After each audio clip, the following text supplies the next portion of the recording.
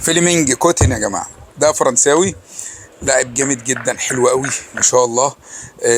طالع جديد لسه، يعني مش عارف، اكيد بيلعب قبل كده بس انا اول مره اخد بالي منه.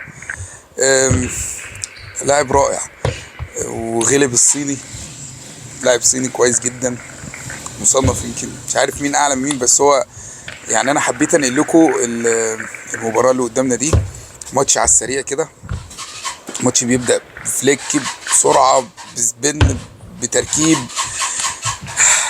انا متأكد ان احنا عندنا لعيبة في الشباب الصغير، لو شارك في البطولات الكبيرة دي، بطولة اتنين، يعني مع احترامي للجيل القديم كله. يعني هو طبعا الجيل القديم تاريخ وناس اساطير، وعمر عصر يعني والبيلي وسيد لاشين اعتزل بس لسه بيلعب دولي، بيلعب في امريكا وعامل ماتشات روعة، روعة الروعة، اسد العرب.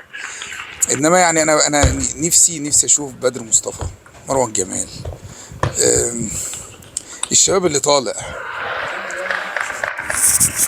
الشباب اللي طالع عندنا يا جماعه حاجه فعلا مشرفه. يعني احنا، يعني انا مبسوط جدا ومتفائل من الاجيال، حتى الاجيال الصغيره، حتى الاجيال الصغيره، آسر والناس اللي طالعه، وعمال اشرف صبحي، وفي شباب صغير طالع ياما، عشان بس ما انساش اسامي حد. آم، فانا متفائل. بس انا نفسي مجلس الاداره يحط بعين الاعتبار ان احنا محتاجين ننشئ اجيال عندها خبره دوليه من بدري. ما ينفعش اللاعب يكون اتمرمط، ويعني في وقت من الاوقات المستويات لو خدت خبره دوليه في سن مثلا ال 18 او 19 سنه تفرق قوي. لو بدا عما بدا 25، يعني يوسف عبد العزيز مثلا ده يعني لعيب جامد جدا ان شاء الله، ربنا يبارك له. لو كان بدأ بدري شويه كمان في تفرق.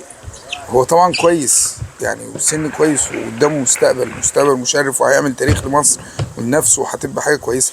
انما من وجهه نظري لو بدأنا كمان البطولات اللي هي السماش والحاجات اللي هي الدوليه، لو بدأنا بدري شويه، انا عارف الموضوع مش بالسهوله اللي انا بقولها دي، بس يعني احنا شايفين دول العالم كل فترة تلاقي كل دولة فيها لاعب صغير بيشارك. ده حتى منتخب الصين، يعني حتى منتخب الصين بيحدد ساعات ناس من اللي فوق ما بيتشاركش، بيبقى لهم سياسة معينة ان هم يطلعوا حد من تحت، بحيث ان هو ما يكبر شوية يبقى وصل لخبرة دولية، زي فانزندونج ومالونج ولينشي دونج. ودول بدأوا صغيرين الأول مع ناس كبيرة كانت مصنفة رقم واحد.